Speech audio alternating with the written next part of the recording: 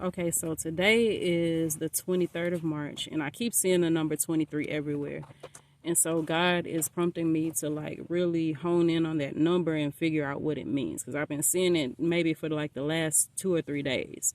So what he's telling me about it, he keeps telling me to go to the 23rd Psalms, and I've been going to the Psalms quite a bit. Every time I see synchronicities, he brings me to the Psalms. But the 23rd Psalms in particular is one that I learned when I was a child.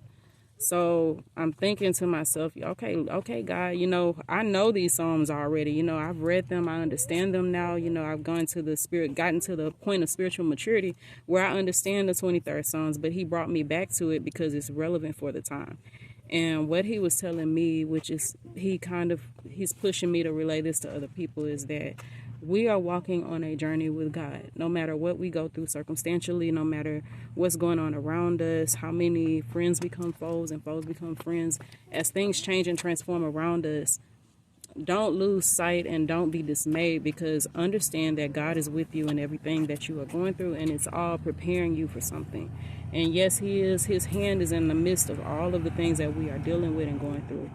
So just as the 23rd Psalm says, it says, yea, though I walk through the valley of the shadow of death, I will fear no evil, for thou art with me. Even in the darkest valleys, God is right there, and he has a purpose for everything that we are going through, and he has a plan for us. He says in Jeremiah 29:11 that I know the plans that I have for you, plans to prosper you and not to harm you, plans to give you a hope in the future.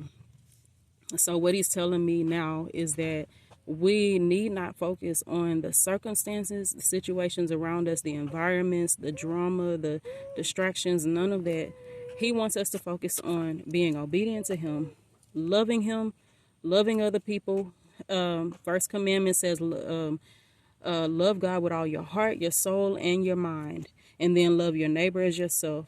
Follow those two commandments, as Christ said, and everything else is going to eventually fall in place. As we go through mountains and valleys, we'll know that God is right there with us as long as we stay obedient to him and don't veer off into another direction. Continue to have the boundaries that you need to have in order to stay on that straight and narrow, because if you don't, then as 23rd Psalm says, that rod and that staff are there to get you back on track. The rod and the staff were used not only to lead, but also for correction.